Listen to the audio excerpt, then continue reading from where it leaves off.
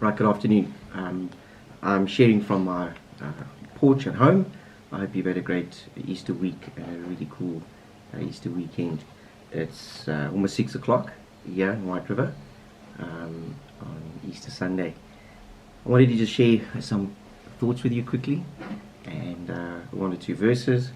It's interesting how we look at the world at the moment, and there's a lot of shaking that's taking place. There was some shaking that took place both at the crucifixion and the revealing of an empty tomb for Jesus. There was the shaking of the ground, there was the sky that turned black, there was the temple that was shaken, there was also the ripping of the curtain. When the woman goes to the tomb, there's a violent earthquake. We read in Matthew 28 that an angel of the Lord appeared to the woman and said that Jesus is not here. But the world in which we're living right now, just like 911, the world will never ever be the same again. But both the death and resurrection of Jesus left the world with an incredible reality that known order of the day would never ever be the same again. And I believe that as we've come to Easter 2020, with what's going on around the world, there's two things. A massive shaking is taking place. If you look all over the world, if you follow various posts, in places that you and I would least expect, by the hundreds of thousands, Christians like never ever before are praying and calling on God and repenting. Those are the key ingredients for revival. We're living in a whole new world where this order, this current world order, is about to change. It doesn't mean things are going to get easy, doesn't mean that things aren't going to become difficult. It just means that we have good news at this great shaking. I also, every Easter, will watch movies like The Passion of the Christ, or movies that depict both the week of Jesus with his disciples, last week with his disciples, that's from the Last Supper to his arrest, to what happened in the Garden of Gethsemane, to even the little things of when he's been beaten or whipped. So those are the kind of movies I'll watch during the Holy Week and over the Easter weekend. And every year I'm struck by a specific theme. So for example, one year I would have noticed on Mary the mother and how she responds and reacts to her son being beaten brutally.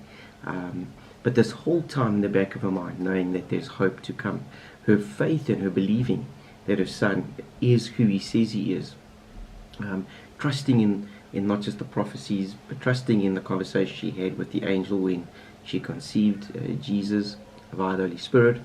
But here's a mom and how she sees through her lenses what's going on. So it's that kind of theme or topic every year that I look at.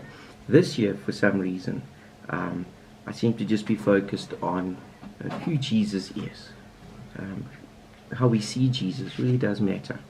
I posted something a little while ago, or last week at some point, where when I looked at who Jesus was, his disciples always called him Rabbi. Sometimes they would call him Master, sometimes they would call him Lord, but Rabbi was the number one characteristic or title that he had.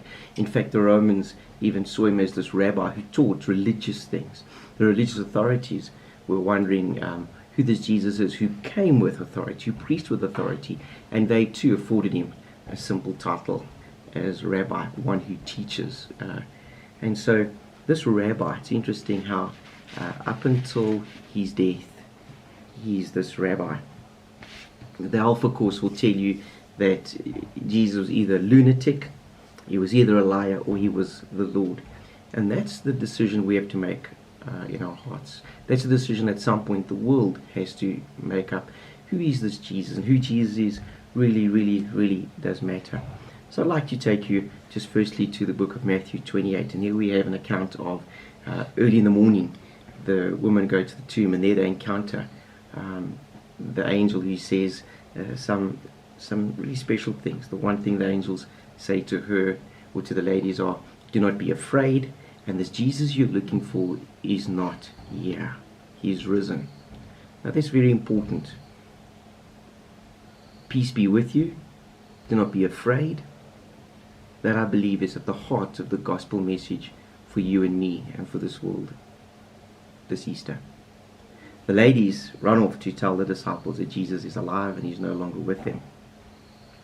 In fact, they say the angel says to them, go quickly and tell the disciples that he is alive. So there's this little picture.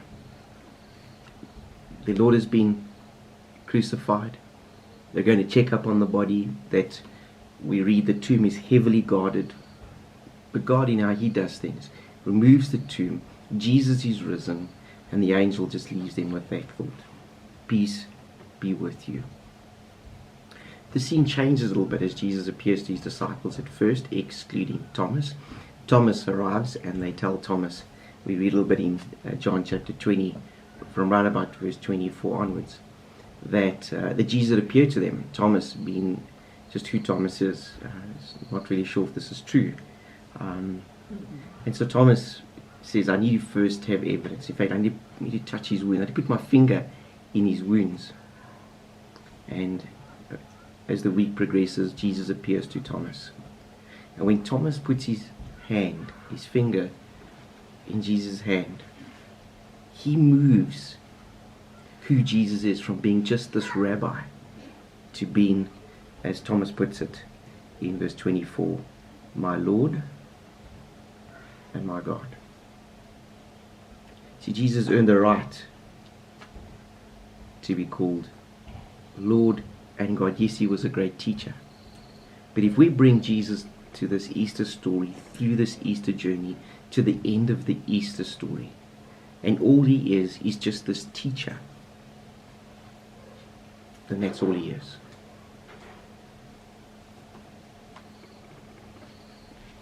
In the book of book of John 20, we read from verse 31.